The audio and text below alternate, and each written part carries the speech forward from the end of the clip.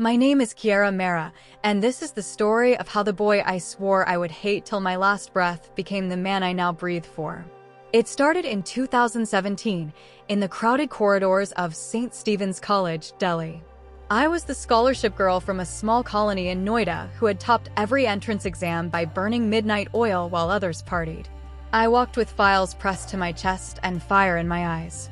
And then there was Aryan Singhania, heir to half the skyline of Gurgaon, driving a matte black Mercedes G-Wagon to college, sunglasses permanently glued to his face even in December fog.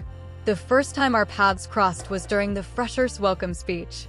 I was delivering a talk on merit over money when a lazy drawl floated from the back row. "Sweet speech, Miss Mera. Let me know when your merit buys you a sea-facing apartment in Mumbai." The entire auditorium roared with laughter. My ears burned red. I looked straight at him and replied, "Some of us prefer earning our view instead of inheriting it." That day the war began.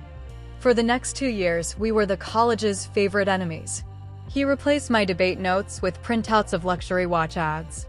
I got his sports quota seat canceled for a week by proving he missed practice. I forged the coach's signature. Don't judge, it was war. He sent me 47 bouquets on Valentine's Day with cards that read, "From your biggest hater." I donated every single rose to the girls' hostel and sent him the receipt. The entire campus placed bets on who would murder whom first. Professors sighed whenever we entered the same room. Our friends gave up inviting us to the same parties. We thrived on it. Then fate laughed and did the cruelest thing possible. In final year, the dean paired us for the mandatory entrepreneurship project worth 100 marks. 1 month, 1 business. Real profit or both fail. Our first meeting was at CCD Connaught Place. I reached with color-coded spreadsheets and a 52-page proposal for sustainable stationery.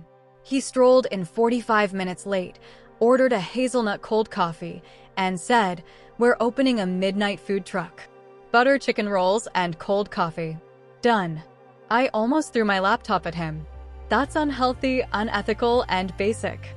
He just grinned. Exactly. College kids run on unhealthy, unethical, and basic. Profit, Kiara. Learn the word. We fought for 3 hours straight. The manager asked us to leave. The truck was painted black and neon pink. He named it K&A Midnight Sins without asking me. I nearly set it on fire. But on day 1 we sold out in 40 minutes. Day 3, students were lining up from 10 p.m. Day 10, we were trending on the college confession page. I handled accounts till 4 a.m. He charmed suppliers into giving us credit with 1 phone call to Papa's friend. Slowly, something terrifying started happening. We became a team. One night, the gas cylinder ran out at 2:30 a.m. on the empty ring road. Rain poured like the sky was broken. We sat inside the cold truck, shivering, sharing 1 shawl because he had given his jacket to a junior who forgot hers. Silence stretched.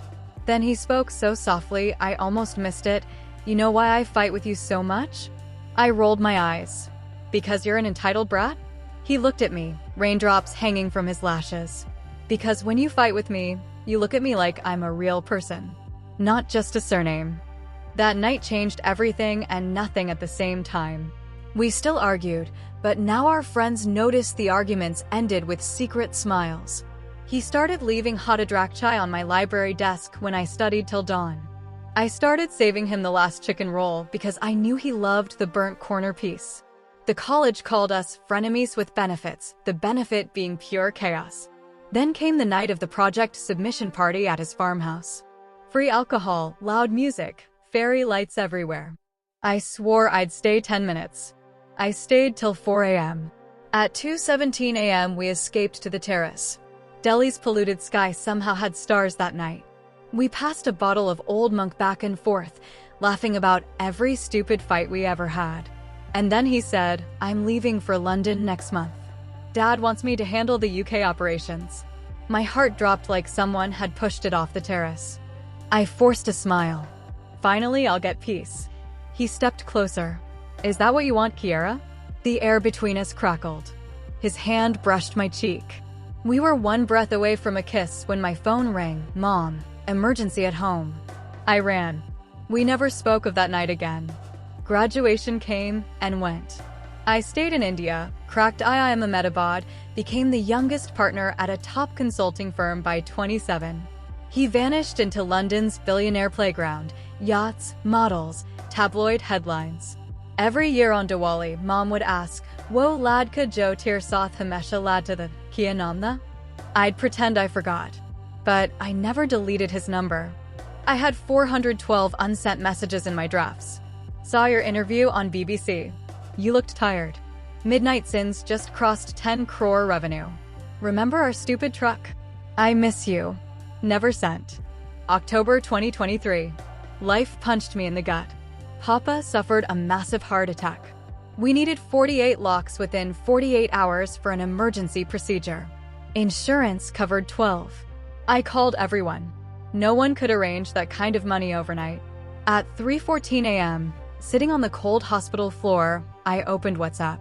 His chat was still pinned. Last seen, 7 minutes ago. My fingers shook as I typed. I know it's been years and you probably hate me, but Papa is in ICU and I have nowhere else to go. Please. Sent. 3 dots appeared instantly. Then a single message. Send hospital details. Now. By 5:30 a.m., 60 locks were transferred. Attached note. Tell Uncle I'm praying. I cried so hard the nurse thought Papa had passed. Papa survived. I insisted on returning every rupee. He refused. Consider it repayment for every time you carried my drunk ass home during the project. I flew to London to hand him the check in person. He opened the door of his Mayfair penthouse in sweatpants and reading glasses, no designer clothes, no arrogance. Just Aryan. Older. Tired. Real. We stared at each other for 10 full seconds. Then he stepped aside. Come in, Kiera. We talked for 9 hours straight.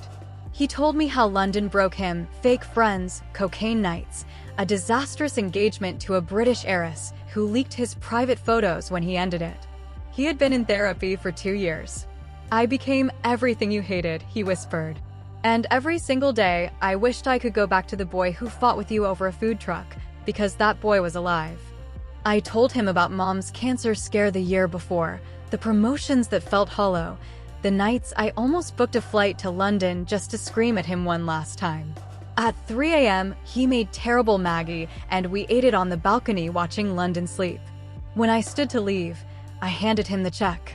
He tore it into pieces and let them fly away in the wind. Then owe me dinner tomorrow, he said softly. Same way we used to fight over the bill. I laughed through tears. For the first time in 6 years, I felt home. We started meeting every evening. No labels. Just coffee, walks, arguments about politics, and slowly healing. He cooked badly. I criticized honestly. I dragged him to museums. He dragged me to rooftop bars. We fought about everything and loved every second of it. One snowy December evening, he took me to Hyde Park.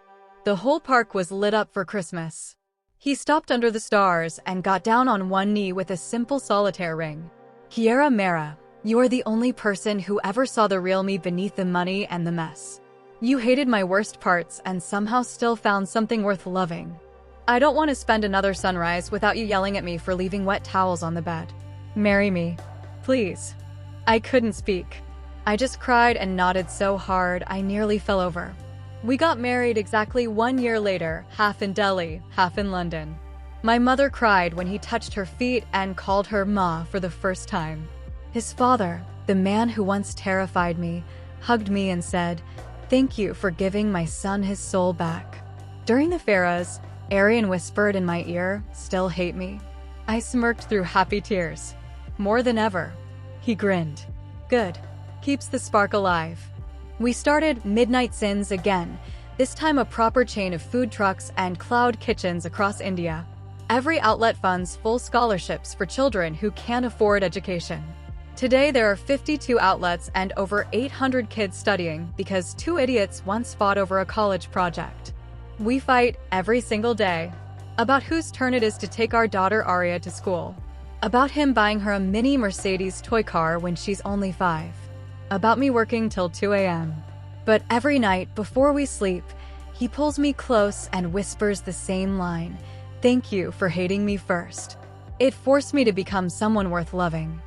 And I whisper back, from enemies to soulmates, who would have thought the boy I wanted to murder would become the man I can't live without? Sometimes when Arya asks why Mummy and Daddy shout so much, I tell her, because your papa and I started with fire.